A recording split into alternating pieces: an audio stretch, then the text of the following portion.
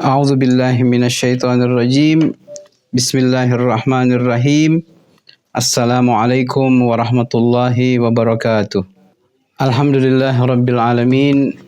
Wassalatu wassalamu ala asyrafil anbiya'i wal mursalin. Habibi ilahil alamin. Abil Qasimil Mustafa Muhammad wa ala ali baitihi at-tayyibin at-tahirin. واللعن الدائم على أعدائهم أجمعين من الآن إلى قيام يوم الدين. رب أدخلني مدخل صدق وأخرجني مخرج صدق واجعل لي من لدنك سلطانا نصيرا. Ikhwani wa akhwati yang dirahmati Allah, pertama-tama marilah kita panjatkan puji syukur atas kehadiran Allah Subhanahu wa taala, yang mana pada kesempatan malam hari ini kita masih diberikan kesehatan, kekuatan, dan nikmat umur panjang sehingga dapatlah kita bertemu di tempat yang penuh berkah ini dalam rangka menghidupkan malam-malam duka Aba Abdullah al-Husain. Salawat beserta salam tak lupa kita kirimkan keharibaan junjungan kita Nabi besar Muhammad sallallahu alaihi wasallam beserta para keluarga dan ahlul baitnya sekalian. Ikhwani wa akhwati yang dirahmati Allah, tak terasa malam ini kita telah memasuki malam Tasu'ah atau malam ke-9 dari bulan Muharram, yang mana malam Tasu'ah atau hari Tasu'ah dalam tradisi Ahlul Bait dikhususkan untuk mengenang kesatria Karbala, yaitu Abul Fadl al-Abbas alaihi salam.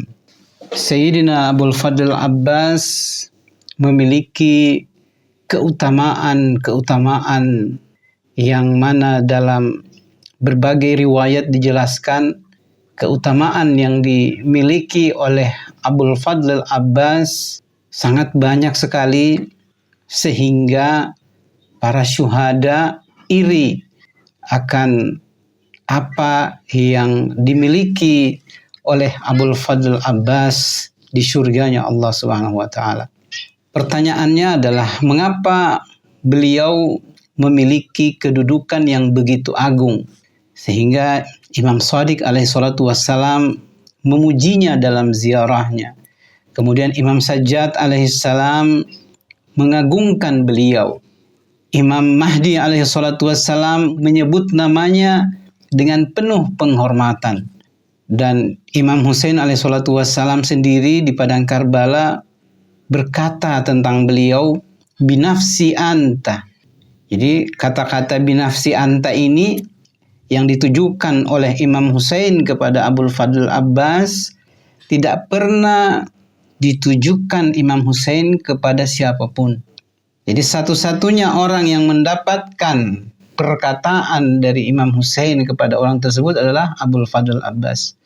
Imam Husain mengatakan, binafsi ant, jiwaku menjadi tebusanmu. Seorang imam mengatakan kepada sahabatnya, adiknya, binafsi ant. Ini kata-kata binafsi ant bagi seorang imam ini sangat luar biasa. Sebuah kata-kata yang bukan sembarang kata-kata, yang menunjukkan orang yang mendapatkan kata-kata tersebut adalah orang yang luar biasa. Oleh karena itu, malam ini kita akan mencoba membahas beberapa keistimewaan yang dimiliki oleh Abul Fadl Abbas. Tentunya keistimewaan ini bukan hanya sekedar menjadi ratapan kita, bukan hanya sekedar menjadi informasi bagi kita, tetapi juga hendaknya kita jadikan sebagai teladan kehidupan. Sebenarnya sangat banyak keistimewaan, cuma karena waktu kita terbatas, kita batasi 4 atau 5 saja. Kita lihat sampai di mana waktu mengizinkan kita untuk membahas keutamaan dan kemuliaan serta keistimewaan Abul Fadl Abbas. Jadi kalau di Iran itu hari ke-9 itu menjadi hari libur nasional untuk menghargai dan dikhususkan hari itu kepada Abul Fadl Abbas. Jadi bukan hanya 10 Muharram saja, bukan hari Asyura saja, tapi hari ke-9 juga yang merupakan harinya Abul Fadl Abbas juga diperingati, dibuatkan acara yang besar dan juga dijadikan hari libur nasional oleh Iran. Bahkan kalau kita ke Karbala, ada 2 kubah emas, bukan hanya Imam Hussein sendiri yang haramnya itu ada kubah emasnya, tapi juga Abul Fadl Abbas juga di haramnya terdapat kubah emas di atas haram beliau. Keistimewaan beliau yang pertama yang ingin kita bahas adalah sebagaimana yang tertuang dalam ziarah khusus Abul Fadl Abbas. Jadi dalam ziarah khusus Abul Fadl Abbas, yang kata-kata pertama yang diucapkan adalah Assalamu alayka ayyuhal abdus saleh. Nah, jadi keistimewaan pertama yang dimiliki oleh Abul Fadl Abbas adalah seorang hamba yang saleh. Beliau adalah hamba yang saleh. Sebagaimana kata-kata saleh ini kalau kita kaji dalam Al-Quran menjadi syarat pendamping dari keimanan seseorang. Jadi di mana ada kata-kata beriman, ya ayyuhalladzina amanu, pasti setelah itu ada dikatakan amalun saleh. Jadi perbuatan yang baik. Dan Abul Fadl Abbas ini memiliki keutamaan, dia adalah hamba yang baik, al-abdus saleh, hamba yang baik. Sebagaimana para nabi juga berdoa kepada Allah Subhanahu wa taala agar apa? Agar mereka digolongkan sebagai orang-orang yang saleh. Betapa pentingnya kesolehan ini bagi seseorang, sehingga para nabi, para aulia Allah memohon kepada Allah Subhanahu wa taala agar mereka digolongkan pada golongan orang-orang yang saleh. Misalnya Nabi Zakaria, Nabi Yahya, Nabi Isa, mereka ini adalah golongan orang-orang yang saleh yang disebutkan dalam Al-Qur'anul Karim. Nah, dalam Al-Qur'an dikatakan man amila salihan min dzakarin aw untha fahuwa mu'minun falanuhyiyannahu hayatan thayyibah. Barang siapa yang berbuat baik, baik itu perempuan maupun laki-laki, min dzakarin aw unsa, dari kalangan laki-laki dan perempuan, fahuwa mu'minun, maka ia beriman, falanuhyiyannahu hayatan thayyibah, maka kami akan menghadiahkan kepadanya, menganugerahkan kepadanya kehidupan yang baik. Oleh karena itu kalau kita ingin mendapatkan kehidupan yang baik di dunia dan di akhirat, maka kita harus berupaya, berusaha untuk menjadi hamba yang saleh. Bagaimana kriteria menjadi hamba yang saleh? Dalam berbagai riwayat dikatakan orang yang saleh itu adalah orang yang ketika berbuat atau beramal itu hendaknya ikhlas karena Allah Subhanahu wa taala. Jadi segala perbuatannya, sedekahnya, zakatnya, salatnya lillahi rabbil alamin. Hidup dan matinya itu lillahi rabbil alamin. Ini adalah tanda orang yang saleh, bukan karena pujian orang, bukan karena supaya dibilang orang, mau bersedekah supaya orang bilang, mau berbuat baik supaya orang bilang. Ini berarti bukan untuk Allah, berarti untuk orang lain. Ikhwani wa akhwati yang dirahmati Allah. Ini terkait dengan karakteristik atau keistimewaan pertama yang dimiliki oleh Abul Fadl Abbas, yang tentunya kita akan meneladani beliau, mengambil pelajaran dari sifat-sifat atau karakteristik yang akan kita bahas bersama pada malam hari ini. Yang kedua adalah iman yang kokoh. Jadi selain selain hamba yang saleh, beliau juga memiliki iman yang sangat kuat, iman yang sangat kokoh. Sebagaimana Allah Subhanahu wa taala berfirman dalam Al-Qur'an bahwa manusia itu terbagi kepada 2 golongan kalau menurut perkataan-perkataan Allah dalam Al-Quran. Yang pertama adalah mustaqir. Ada istilahnya mustaqir, mustaqirun. Ada juga istilahnya mustauda. Jadi mustaqir itu adalah orang yang imannya tetap, istiqamah, mustaqar, mustaqir. Jadi tetap dia, tidak goyang imannya. Itu ada juga golongan manusia yang seperti itu. Ada juga golongan manusia yang imannya itu terbolak-balik, goyah.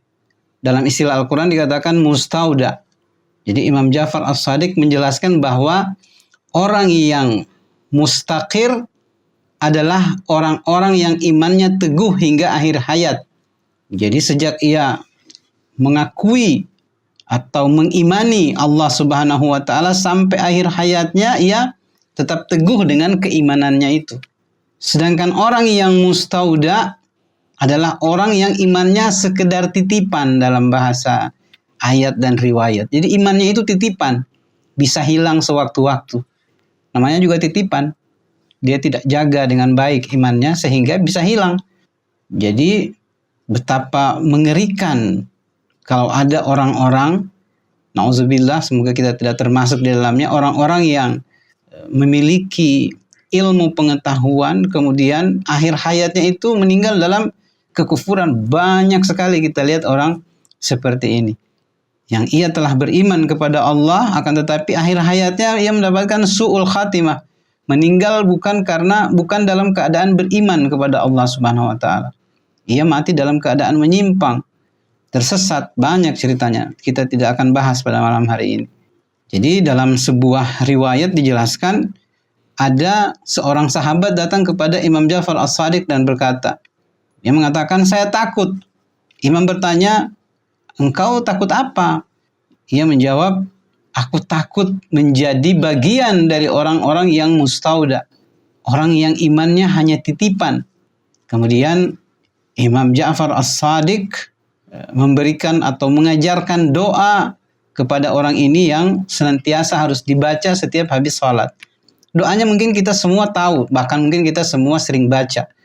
Doanya adalah raditu billahi rabba wa bil islami dina wa bi Muhammadin nabiyya wa rasula wa bi aliyin imama, ya, dan seterusnya. Wa bi aliyin imama wa bil hasani wal husain wa aliyin wa Muhammad wa Ja'far wa Musa, dan sampai kepada Imam Mahdi alaihi salatu wassalam. Jadi kita berikrar, ya. Jadi kita beriman kepada Allah dan Nabi, Rasul, dan juga para a'immah. Kalau kita membaca setiap habis salat doa ini, maka insya Allah iman kita menjadi iman yang kuat dan kokoh, dan juga kita termasuk orang-orang yang imannya itu mustaqar atau mustaqir.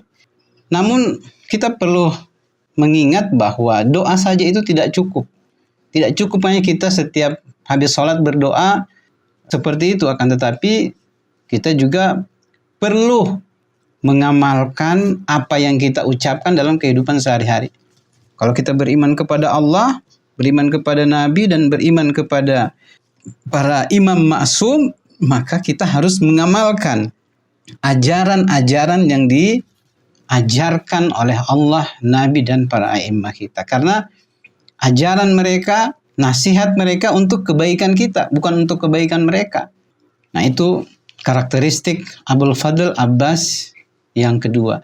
Selanjutnya, karakteristik atau sifat yang lain yang dimiliki oleh Abul Fadl Abbas sehingga ia mendapatkan keagungan, namanya dikenang sampai akhir hayat kita, sampai hari kiamat, adalah bahwa beliau memiliki yang namanya keberanian sejati.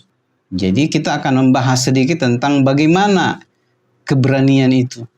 Apa yang dimaksud dengan keberanian? Jadi keberanian itu menurut riwayat, banyak riwayat yang menjelaskan tentang keberanian. Apa itu keberanian? Nabi bersabda, "Laisa syadidu bisur'ah, innama syadidu alladhi yamliku nafsahu 'indal ghadab." Atau yamliku nafsahu 'inda syahwah. Jadi bukan dikatakan orang yang berani itu bisur'ah, cepat dia merespon, cepat dia emosi, cepat dia melakukan tindakan. Bukan itu yang dinamakan berani. Innamas syadidul ladzi yamliku nafsahu indal ghadab. Orang yang dikatakan berani adalah orang-orang yang mampu menahan nafsunya, menahan amarahnya ketika ia dalam keadaan marah. Mampu menahan nafsunya ketika nafsunya memuncak, dia tahan. Itu yang dinamakan berani. Jadi berberani itu menurut riwayat bukan sekedar bertempur di medan perang. Keberanian adalah kemampuan mengendalikan amarah. Jika kita mengaku orang-orang yang berani, maka kita harus kuat atau mampu mengendalikan hawa nafsu. Ikhwani wa akhwati yang dirahmati Allah. Jadi contoh dari keberanian Abul Fadl Abbas, mengapa ia disebut pemberani? Pernah suatu saat ketika jasad suci Imam Hasan Al-Mujtaba dipanah oleh musuh. Jadi Imam Hasan itu ketika mau dikuburkan, ditasyi, diantar ke kubur, saking bencinya orang kepada Imam Hasan, itu hatta jenazahnya itu masih dipanah oleh musuh. Dan pada saat itu Abul Fadl Abbas ada pada peristiwa itu. Ketika jenazahnya diantar ke kubur, jasadnya dipanah oleh musuh. Pada saat itu usia Abul Fadl Abbas masih muda, kurang lebih 26 atau 27 tahun. Jadi pemuda yang gagah, ya, tampan, kuat. Dikisahkan bahwa Abul Fadl Abbas ini memiliki tubuh yang kekar dan tinggi. Bahkan kalau beliau naik kuda itu, kakinya itu hampir sampai ke tanah saking tingginya beliau. Berani, kuat, gagah, perkasa. Tetapi ketika melihat kejadian tersebut, yang mana saudaranya Imam Hasan Al-Mujtaba alaihi salatu wassalam dipanah, pada saat itu ia hendak apa? Memegang pedangnya, ingin menarik pedangnya untuk menghajar musuh-musuh yang durjana itu, yang menzolimi saudaranya. Tetapi Imam Husain alaihissalatu wassalam berkata, wahai saudaraku, sarungkan pedangmu. Jadi yang tadinya mau dicabut pedang dari sarungnya, Imam Husain mengatakan sarungkan pedangmu. Dan pada saat itu Abul Fadl Abbas juga mengatakan baiklah, siap kalau bahasa kita sekarang. Beliau pun langsung menyarungkan pedangnya. Ikhwani wa akhwati yang dirahmati Allah. Jadi tanda keberanian ini kalau kita simpulkan ada 3. Yang pertama, mampu mengendalikan amarah saat sedang marah. Yang kedua, mampu berkata jujur dalam kehidupan. Dan yang ketiga, berani mengalahkan hawa nafsu. Jadi intinya kalau ditanya apa itu keberanian, keberanian ini terangkum pada 3 aspek ini. Mampu mengendalikan amarah, mampu berkata jujur, dan berani mengalahkan hawa nafsu. Kemudian keistimewaan Abul Fadl Abbas yang selanjutnya adalah kesetiaan. Jadi contoh kesetiaan, kesetiaan ini salah satu dari lakapnya Abul Fadl Abbas. Jadi orang kalau mencontohi kesetiaan, maka contohilah Abul Fadl Abbas. Dan kesetiaan beliau ini betul-betul teruji dalam berbagai kondisi. Bahkan pada saat kondisi yang sulit sekalipun, ya, pada suatu saat Shimr yang ingin memberikan surat perjanjian keamanan atau surat jaminan keamanan kepada Abul Fadl Abbas, yang mana Shimr mengatakan bahwa di kelompok atau di barisan Imam Husain alaihissalatu wassalam ada 4 dari keturunan kami, ada 4 dari kabilah kami, kabilahnya Shimr, karena memang ibu dari Abul Fadl Abbas ini berasal dari kabilah yang mana Shimr juga satu kabilah dengan ibunya Abul Fadl Abbas, yaitu Ummul Banin. Jadi adapun tujuan musuh untuk memberikan surat jaminan keamanan kepada Abul Fadl Abbas dan adik-adiknya ini agar kekuatan Imam Husain itu melemah. Karena dalam berbagai riwayat dijelaskan Imam Husain menganggap Abul Fadl Abbas ini, walaupun dia hanya seorang, tapi ia bagaikan satu laskar tentara. Satu laskar itu bisa 1.000 orang, bisa 2.000 orang. Jadi keberadaan Abul Fadl Abbas seorang diri ini menyamai 1.000 tentara misalnya. Maka pada saat itu ketika Shimr memberikan surat jaminan keselamatan kepada Abul Fadl Abbas dan ketiga adiknya, Sayyidah Zainab merasa risau pada saat itu. Sayyidah Zainab merasa khawatir jawaban apa yang akan diberikan Abul Fadl Abbas ini. Kalau Abul Fadl Abbas meninggalkan Imam Hussein sendiri di Karbala, maka selesailah Imam Hussein pada malam itu. Akan tetapi Abul Fadl Abbas memberikan jawaban yang lantang kepada Shimr laknatullah alaih, bahwa ia mengatakan, aku tidak butuh kepada jaminan keselamatan darimu. Yang aku butuhkan adalah jaminan keselamatan dari Allah Subhanahu wa ta'ala. Maka terlaknatlah kau, maka pergilah engkau dari sini. Aku tidak butuh jaminan keselamatan darimu. Maka Abul Fadl Abbas betul-betul setia kepada imamnya. Bahkan dalam contoh yang lain, ketika Abul Fadl Abbas di tengah puncak kehausan, yang mana ia diperintahkan oleh Imam Hussein untuk mengambil air di sungai Furat, ketika ia menggempur kawanan tentara prajurit yang dalam riwayat dijelaskan 500 orang menjaga sungai Furat agar keluarga Al-Husain tidak bisa meminum air itu, dengan gagah berani Abul Fadl Abbas menerobos, mengayunkan pedang dan tombaknya untuk membubarkan bala tentara untuk bisa mengambil air untuk memberikan minuman kepada keluarga Al-Rasul di kemah. Anak-anak yang kehausan sudah beberapa hari tidak minum di tengah terik yang sangat panas pada saat itu. Dan ketika Abul Fadl Abbas yang setelah mengisi penuh girbah-girbah airnya, ia ingin meneguk satu teguk air untuk menghilangkan dahaganya, ia teringat akan kehausan yang dialami oleh imamnya. Ia terbayang bagaimana anak-anak di kemah kehausan tanpa air telah berhari-hari. Maka pada saat itu pun Abul Fadl Abbas melemparkan air yang telah berada di telapak tangannya kembali ke sungai, dan ia mengurungkan niatnya untuk meminum air tersebut. Itu adalah contoh-contoh kesetiaan yang dicontohkan oleh Abul Fadl Abbas kepada kita. Yang keempat adalah yaitu ketaatan kepada pemimpin. Jadi selama 20 tahun Al-Abbas berada di sisi Imam Hasan. Kemudian juga berada di sisi Imam Hussein. Jadi Abul Fadl Abbas ini hidup di masanya atau di zamannya 3 imam. Imam Ali sendiri sebagai ayahnya, kemudian Imam Hasan sebagai kakaknya, dan juga Imam Hussein alaihi salatu wassalam.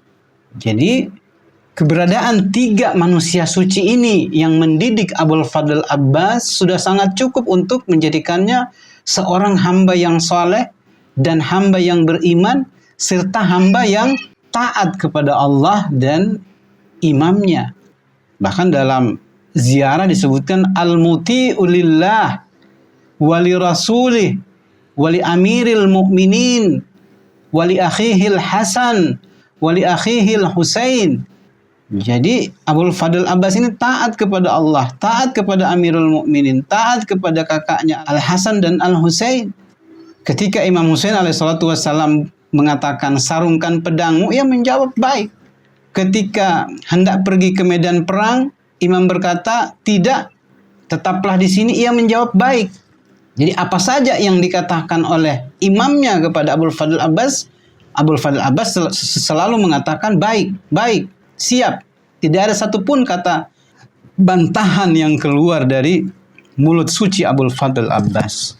Rasulullah SAW pernah bersabda, dimanapun ada 3 orang, ingatlah salah satu dari mereka sebagai pemimpin.